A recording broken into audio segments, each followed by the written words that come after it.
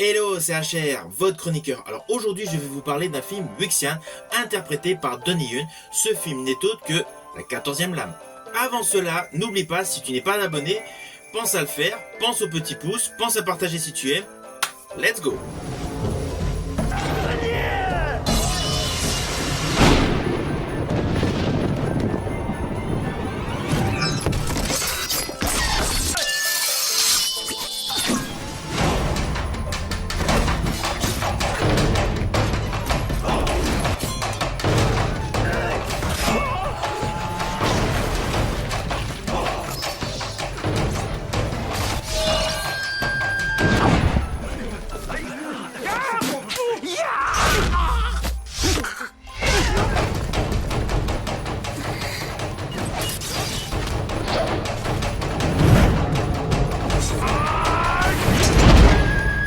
Alors je vous confirme, comme d'habitude, Donnie Yen est excellent.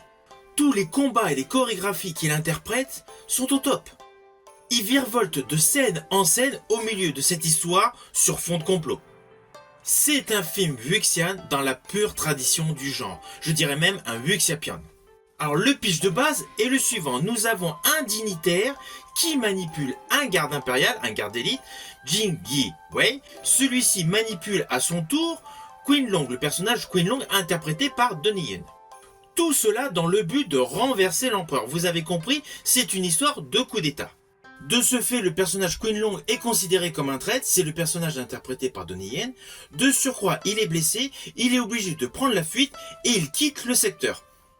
Il part dans une autre région et là il est recueilli par une famille d'accompagnateurs. Alors ne vous inquiétez pas, vous me connaissez, je n'irai pas plus loin sur les lignes scénaristiques. Néanmoins, à la fin de cette vidéo, je ferai un petit spoil mais plus sur une manière dont a été tournée une séquence. Alors c'est évident que dans ce film wuxian, vous allez voir que l'histoire et les valeurs des empereurs chinois sont mis en exergue. L'autre grosse particularité étant que l'histoire se situe durant la dynastie Ming.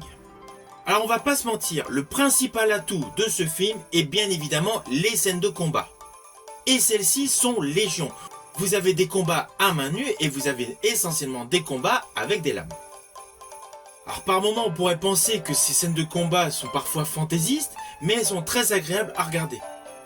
C'est du cinéma, donc il faut laisser vagabonder son esprit sur les incohérences qu'il peut y avoir sur le plan scénaristique.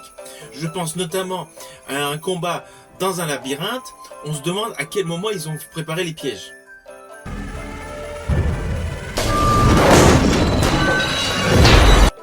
N'oublions pas que lorsqu'on regarde ce type de film, il y a forcément des petites incohérences qui peuvent se glisser tout au long du récit.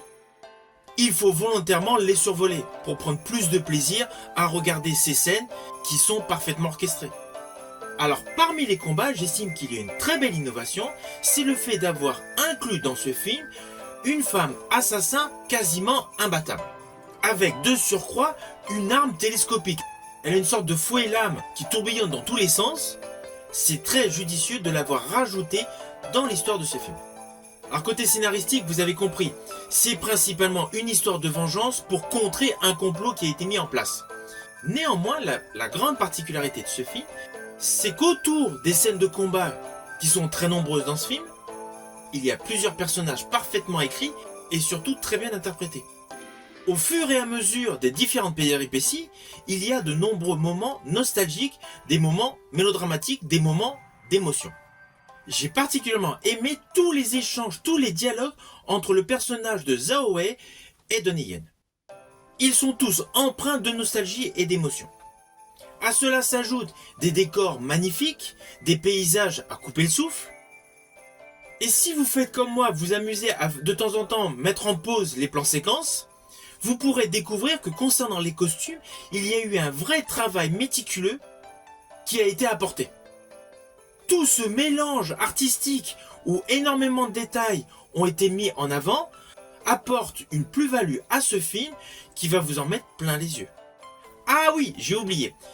J'ai particulièrement aimé la voix off que nous avons à plusieurs moments dans le film pour nous présenter les lieux, pour nous présenter des pages historiques.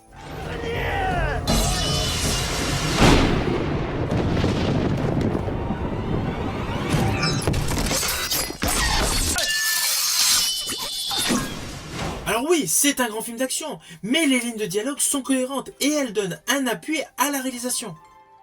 Réalisation qui est essentiellement axée sur les scènes de combat.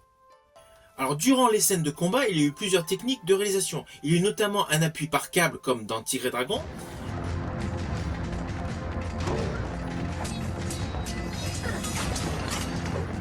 Et il y a également l'utilisation des fonds verts avec des incrustations informatiques. Alors oui, je pense que certains vont se dire oui, les ajouts numériques, c'est pas le top, on aime bien quand ça reste uniquement dans le réel, dans le concret. Mais là, les ajouts numériques associés aux techniques rudimentaires, donc par le biais de câbles, sont faits en parfaite adéquation. Je dirais même que la photographie assure par le biais d'une bonne colorimétrie un réel étalonnage du montage. D'ailleurs, je dirais que le fait d'avoir rajouté de nombreux ralentis assure un effet agréable supplémentaire. Ainsi, ce film alterne des moments donc d'émotion, des moments très punchy, des moments avec beaucoup d'action et des moments avec une conclusion théâtrale pour chaque combat avec la prépondérance des armes blanches. Alors concernant la réalisation, il y a de très beaux plans séquences, je pense bien évidemment à la scène de combat finale.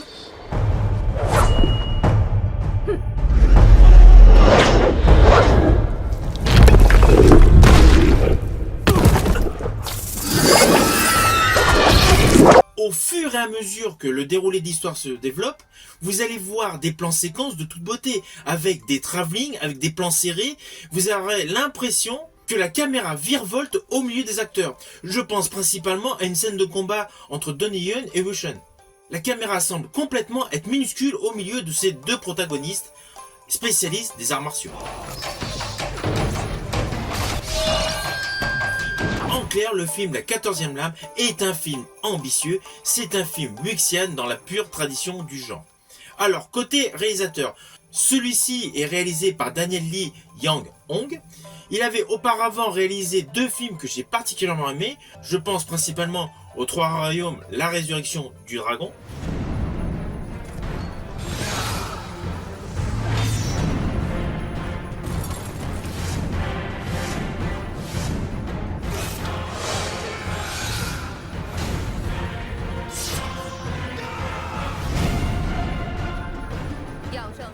Ainsi qu'en 2015 à Dragon Blade avec une distribution internationale mêlant Jackie Chan, John Cusack, Adrien Brody.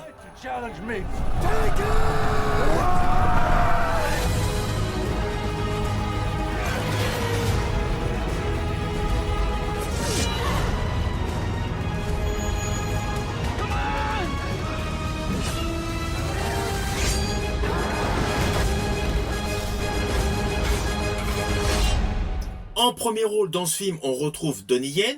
Donnie Yen qui a une carrière qui a débuté en 1982, qui a longtemps alterné les genres, policier, film wuxian, comédie, action, fantastique. Dans le registre du wuxian, il a fait l'excellent Seven Worlds.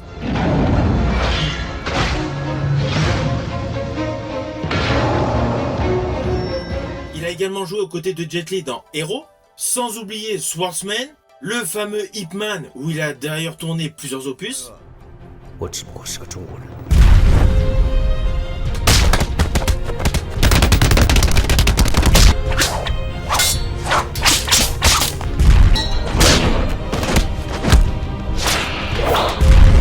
Dans le même style wuxian, il a lui-même réalisé dernièrement Sakra.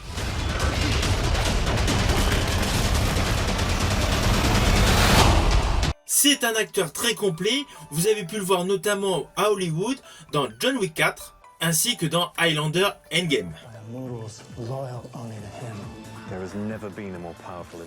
Pour revenir au style wuxian, il était également excellent dans le film Tigre et Dragon 2.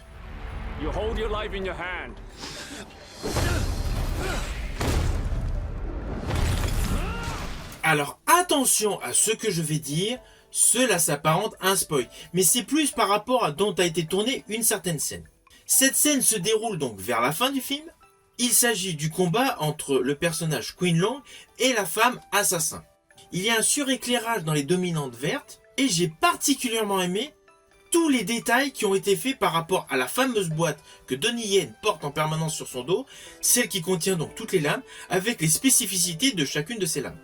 Le plan séquence mettant en scène ces deux protagonistes est certes de toute beauté, Il met en avant donc tout ce qui est violence, tout ce qui est combat, car cette scène est très punchy, mais cela n'empêche pas qu'il y a un réel moment d'émotion qui est largement visible dans l'expression du regard de Donnie Yen lorsqu'il tient, comme ceci, la femme assassin.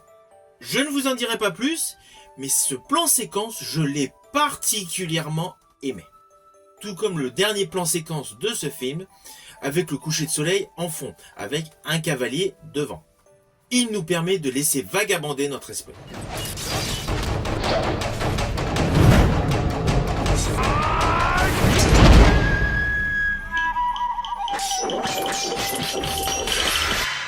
Alors vous avez compris, j'ai adoré ce film, La 14e Lame. Alors oui, il y a des petits défauts scénaristiques concernant l'installation des pièges, il y a eu des raccourcis. C'est indéniable. Mais lorsque l'on regarde un film wuxian, c'est essentiellement pour les belles chorégraphies, pour les beaux combats. Et dans ce film, nous avons un casting 3 étoiles. Forcément, c'est un film que je vous conseille. C'est un film que je vous invite à découvrir. Vous pouvez le découvrir par le biais de supports physiques comme moi en DVD. Vous pouvez également le trouver en Blu-ray ou sur toutes les plateformes de streaming. J'espère que ma chronique vous aura plu. Si tel est le cas, n'oubliez pas, partagez, likez. Quant à moi, je vous dis à bientôt pour une prochaine chronique.